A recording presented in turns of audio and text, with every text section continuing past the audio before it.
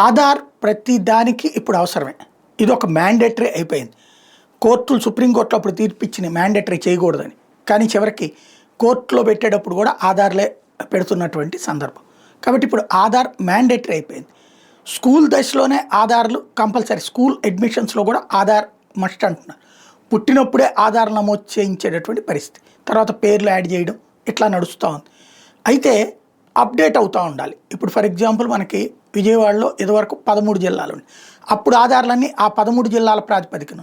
ఇప్పుడు అదే కాన్సెప్ట్ వచ్చేటప్పటికి 26 జిల్లాలు కొత్త పేరుతో మనం అప్డేట్ చేయించుకోవాలి. చేయించుకోకపోతే అట్లాగే ఇబ్బంది పడిపోయేటటువంటి పరిస్థితి ఉంది.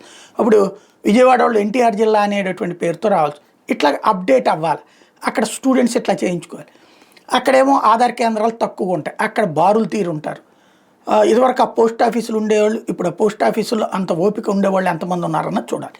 ఈ టైంలో ఇప్పుడు ఆధార్కి సంబంధించినటువంటిది కేంద్ర ప్రభుత్వం ఆధార్ సంస్థ ఏదైతే ఉడాయ్ ఉందో వాళ్ళు ఒక కీలకమైన అడుగు వేశారు. దేశవ్యాప్తంగా పాఠశాలల్లో, విద్యా సంస్థలు, కాలేజీలు కానీ స్కూళ్ళు కానీ అక్కడికే పంపించి అక్కడే ఆధార్ అప్డేట్ చేయటం అన్నటువంటి దిశగా అడుగులు వేస్తున్నారు. మంచి పరిణామం.